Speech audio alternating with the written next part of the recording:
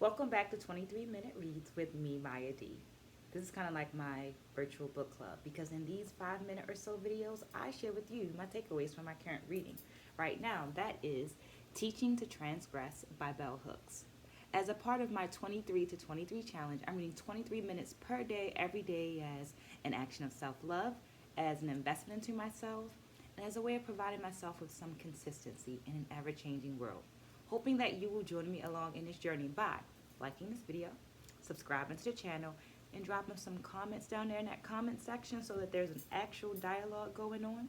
Having in mind that while I have several decades of experience as an educator, performer, and researcher, not the know-all be-all for this book, I'm simply providing a space for dialogue. Well, this week I read pages, I gotta get my notes, sheesh.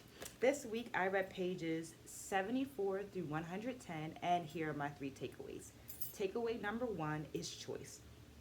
So this book was actually assigned to me during my MFA process for graduate school, my MFA in dance. But honestly, it feels like I'm reading it for the first time.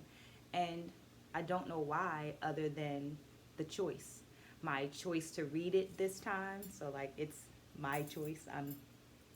It's my choice to read it. And that's a very specific choice to chunk my reading down to 23 minutes at a time. I feel like that's helping me to get through the process, enjoy the process, and digest it in a different way. So I'm thinking it feels different just because of those choices I made in reading the book this time. My second takeaway is Servant-Served. This idea comes from the holding my sister's hand section of the book and discusses the servant-served relationship between Black women and white women. This type of relationship finds its foundation during the enslavement of Africans and African Americans, and it is said in the book that it lays the foundation for jealousy, rivalry, and sexual competition between the white mistress and the enslaved Black woman. All of this creates a hostile relationship between the two groups.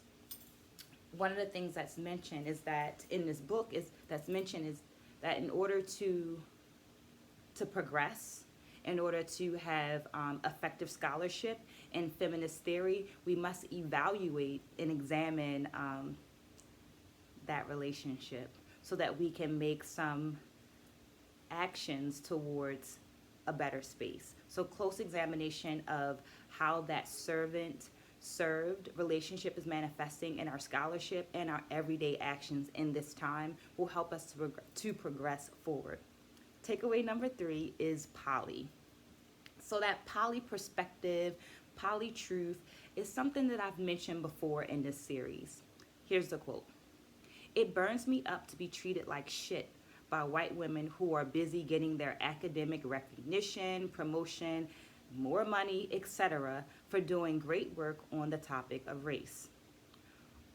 The book states that while some white women feel that servant-served tension has eased and things are better, some Black women still fear the appropriation of their ideas, and this prevents them from engaging and participating in feminist theory. So I end with another quote. "Without our voices in written and in oral presentation, there will be no articulation of our ideas." So that's a charge, right? We have to be present. We have to go through some of the uneasiness if we want to move forward. Thank you for staying to the end. I hope that you've liked, subscribed, and left some comments. Stay blessed, spread a good word, and I'll see you next week.